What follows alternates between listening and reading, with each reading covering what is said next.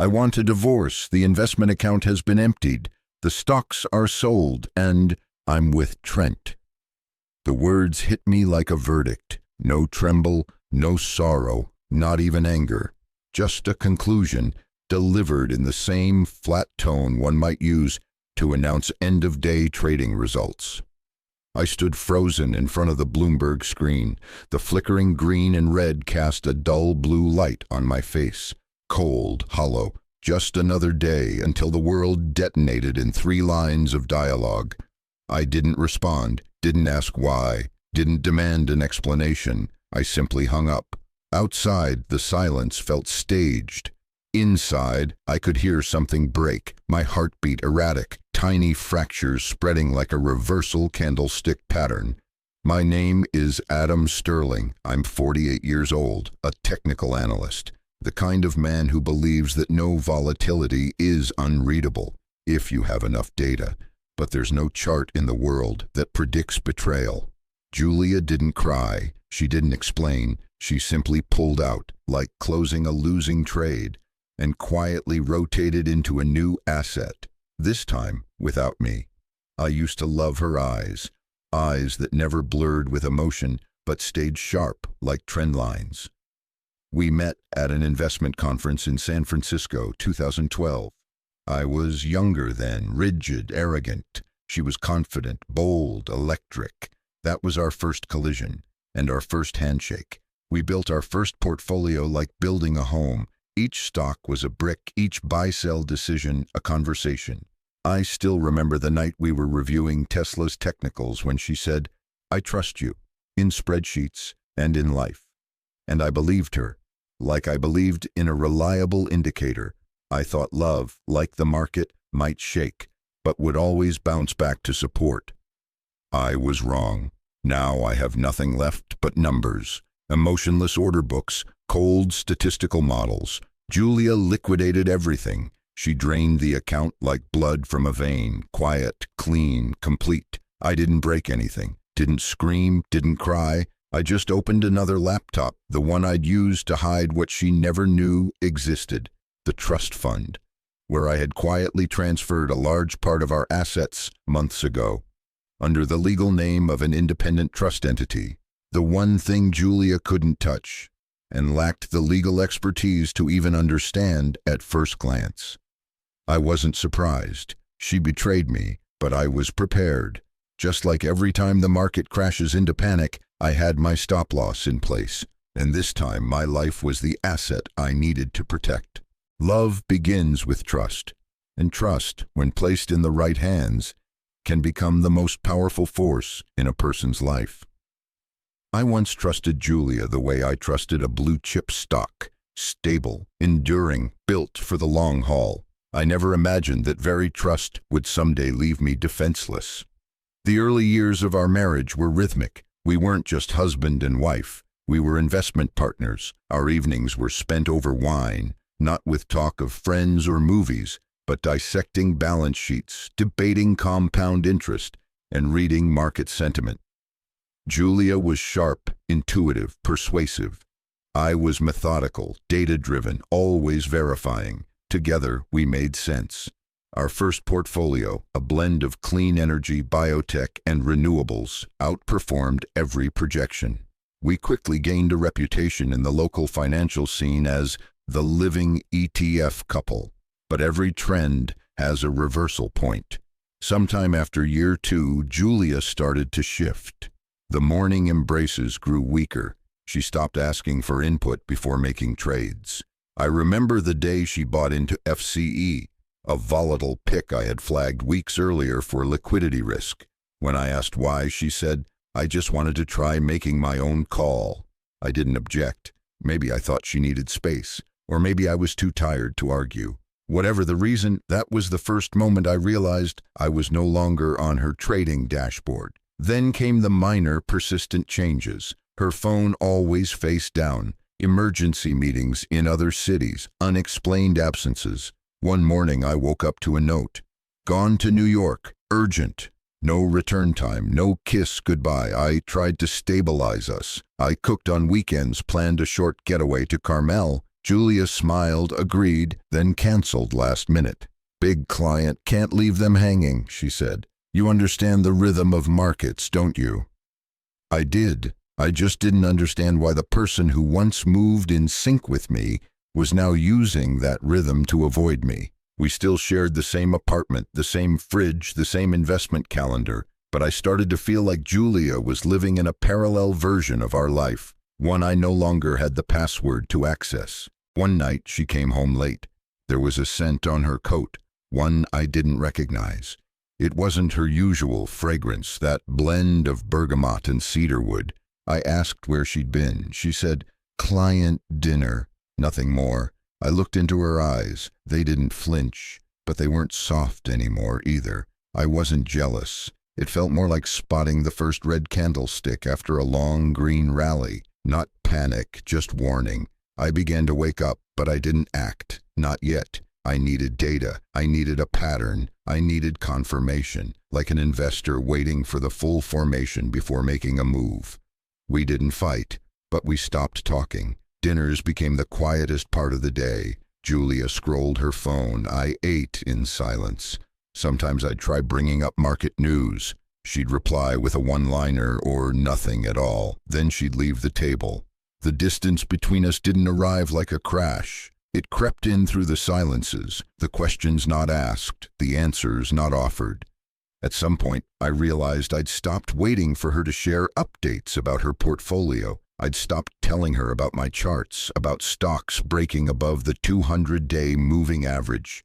We had diverged, like two moving averages splitting off, slowly but unmistakably. I used to think I understood Julia, not just because she was my wife, but because I believed that every investment behavior leaves a trail. Rational moves follow logic. Shady ones always leave cracks. All I had to do was wait. She started using a separate laptop. We used to share one. Every transaction synced, every trade discussed. I only noticed the change when her portfolio updates stopped appearing on our shared dashboard. I asked about it. She smiled faintly and said, "I just want to try managing part of it on my own." I nodded, but in my mind, a warning light blinked. Then one day, I opened the browser and noticed an auto-suggested link to a foreign trading platform I'd never seen before, on our shared device where transparency was supposed to be default. I checked the history, cleared. But the system had cached one name, Trent Maxwell. That name unlocked a file in my memory. Trent had been an intern at a small fund we'd once collaborated with. Young, slick, eyes filled with ambition. Julia once said, "He's sharp." I thought he was reckless, someone who overplayed risk and ignored fundamentals. I didn't ask her about Trent. Not yet. I did what I knew best. I analyzed. I downloaded 2 years' worth of banking records. I traced every odd transaction, unlabeled withdrawals, circular transfers between accounts under Julia's name tied to companies I'd never heard of. Some were newly registered, no websites matching addresses. I started mapping a flowchart. Once Julia accidentally left a browser tab open. I saw a stock chart, one I didn't recognize. When she returned, I asked, "What stock is that?" She paused, just for a second, then said, "Just experimenting, for fun." I smiled, nodded, but I noted the ticker. 3 days later, I found that same stock held in a brokerage account not under Julia's name, but registered to an LLC based in Texas. The legal rep? Trent Maxwell. I wasn't sure whether to be furious or impressed. Her subtlety surprised me. She didn't attack the system. She built a parallel one, a separate dashboard, a new portfolio, a different partner. For nearly 3 weeks, I traced fake identities, domain name registrations, and after-hours activity that didn't match her normal schedule. I uncovered at least 4 shell entities loosely linked to Julia. 3 of them showed transfers that matched outgoing transactions from our joint accounts. A pattern emerged, crystal clear. Julia was extracting assets, slowly, consistently, quietly, like a seasoned investor offloading a large position without triggering a price collapse. The art of silent manipulation. I realized those late nights, those secret projects, the quiet evasions, they weren't about burnout or market stress. She was preparing to leave, not just our marriage, but the entire infrastructure I thought we'd built together. What chilled me most wasn't the money, it was her precision, her detachment, her lack of hesitation, as if she were simply reallocating a portfolio, cutting out a stock that had stopped performing, redirecting capital toward a higher yield. She didn't look at me like a husband. She looked at me like a poor investment. And I, a man who made a living reading charts, had failed to read the one closest to him. I didn't confront Julia. No questions, no accusations. I maintained my silence the way a trader watches a support line waiting for a breakout. My silence wasn't hesitation, it was calculation. I waited. I didn't need a confession. What I'd seen was more than enough. Auxiliary accounts, circular money flows, Trent's name showing up in far too many places it didn't belong. She had chosen her path.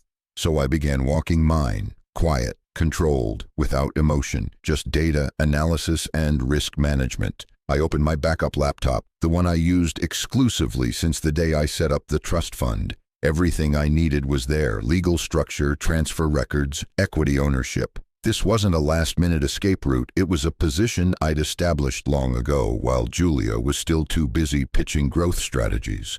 The trust was registered in Delaware, a jurisdiction known for anonymous ownership and airtight control clauses. The entity bore no personal link to my name, yet full decision-making power, including liquidation rights, was mine alone. No one could touch it without three-tier authentication and my physical signature. I once told Julia it was for legal risk protection. She didn't object. In fact, she said it was classic Adam, always cautious. But she never realized it was a stop-loss for this marriage, a firewall around my life. I started reviewing everything: past authorizations, unfamiliar IP access, paperwork signed back when we still believed in each other. I scanned my own system for vulnerabilities and patched every one of them. I revoked all secondary access Julia might have had to any investment side accounts, changed my bank identifiers, separated credit lines from joint portfolios. I even opened a second asset structure overseas, in case I needed to relocate funds urgently. I scheduled a meeting with the old lawyer who had helped me form the trust. We went over every clause, ran worst-case simulations. I made my intentions clear. I didn't want a courtroom fight, but I wouldn't allow myself to be robbed. He nodded. You set this up right, early and clean. No one knew what I was doing. I didn't tell friends. I didn't vent to colleagues. I showed up to work, smiled in meetings, hit deadlines. But inside, I was rebuilding my defenses, not to protect a portfolio, but to protect myself. Julia still played her part, left early, came home late, took calls behind closed doors. Some nights she looked at me like she wanted to say something, but then she turned away, as always. She thought I was clueless. Truth is, I knew everything. And I was waiting, not to lash out, but to complete the setup. I wanted her to keep walking into her own trap. I wanted every move she made to become admissible data, every transaction a node, every misstep a reinforced pivot in my counter-strategy. I started writing it all down, not on a drive, but by hand, a black leather notebook locked in a safe. Inside, a timeline: dates, times, amounts, recipients, sources. Every line a data point, every point a map I could draw, if and when the moment came. I didn't know whether I'd ever have to use it, but I knew the moment of reckoning would arrive. I no longer saw Julia as a partner. I saw her as a variable in a risk equation, an unmanageable one, and therefore one that had to be removed. I didn't love her anymore. I wasn't angry either. All I had left was clarity, and in this kind of game, clarity was survival. Wednesday morning, I received an email from the trust fund's managing bank. Subject: request to transfer stock ownership, urgent verification. I opened the attached file. Ticker: GTG Holdings, one of the 3 cornerstone assets in the protected portfolio. Requested by Julia Sterling. I sat still for almost a full minute, not surprised, just confirmed. I called the trust's legal representative. He verified the transfer request had been submitted from an IP address in New York, missing both the official digital signature and authentication code. A forged, illegal request, but deliberate. Julia was trying to breach the walls, and she believed she was clever enough to go undetected. But the system logged everything: IP address, timestamps, suspicious activity. I had installed a third layer of security last year, just for this kind of moment. I didn't reply. I didn't file a complaint. I just sent Julia a single line: "We need to talk. Privately. No lawyers." That evening I waited for her at the old apartment, the place where it all began. She arrived on time, hair tied up, white blouse, alert gaze, but her posture was rigid. Each step carried tension, like someone walking into risk territory. "You already know," she said as she stepped inside. I nodded. "I've known for a while." She sat down, hands off the table, eyes steady. "Why didn't you stop me?" "I waited for you to push yourself far enough that there'd be no way back." She gave a slight smile, but it couldn't mask the strain. "You've calculated everything, haven't you?" "I didn't calculate. I prepared, like for any potential volatility." "You think you're always in control?" "No, but I know how not to lose control." I pulled out an envelope, set it on the table. She didn't touch it, but I saw her eyes catch the bold label: "Evidence, transactions, Trent Maxwell."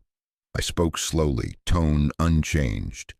"Transfers from 3 different companies to your personal account. 2 trading accounts registered under LLCs founded by Trent. 1 late-night wire from a cold wallet. You want to say it was an accident?" She didn't answer. She looked at me, eyes no longer sharp, but not soft either. There was disappointment in them, disappointment in herself. "What do you want?" I slid another folder toward her. "A settlement agreement. If you sign, I won't release the evidence. No court, no litigation." She opened the file. Her hand paused at the first line: "Complete relinquishment of rights to GTG Holdings, Gens Bio, Sequoia Trust, and 2 properties in the Marina District. No comeback clauses, no renegotiation, no access after signing." "You want me with nothing?" "No, I want you to stop taking what was never yours." "You want me out of your life completely?" "No, I want you to remember the path you chose and own the consequences." She gave a dry laugh, no warmth. "You've won." I stood. No one won, I just didn't lose. 3 days later, Julia signed. No press, no attorneys, no tears, just a quiet session at the notary's office. Pen down, it was over. She agreed to exit the entire trust portfolio, agreed that she had never had any legal claim to GTG Holdings, Gens Bio, or any asset held under Sequoia Trust. She relinquished all rights to any equity from my personal funds. No access to internal systems, no future audits, no public disclosure of what she knew. I demanded nothing more, but I kept every piece of evidence, verified, time-stamped, archived. I never saw Trent again. Word was he'd resigned from EMG for personal health reasons, a press release shorter than a text message. I wasn't curious, didn't care if he was alive or dead.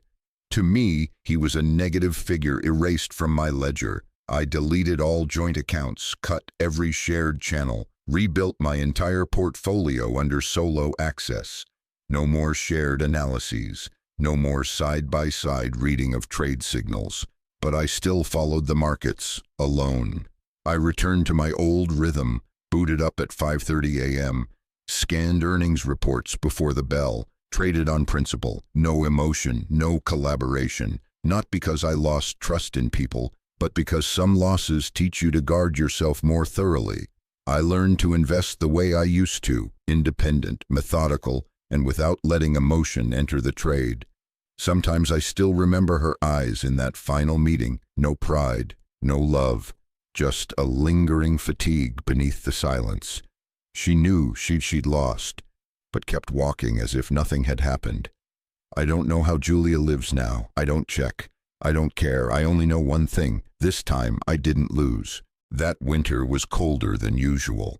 I reduced my market watch to just one session a day, not because I was tired or bored, just that I no longer had a reason to watch someone react beside me when the numbers started to turn red or green.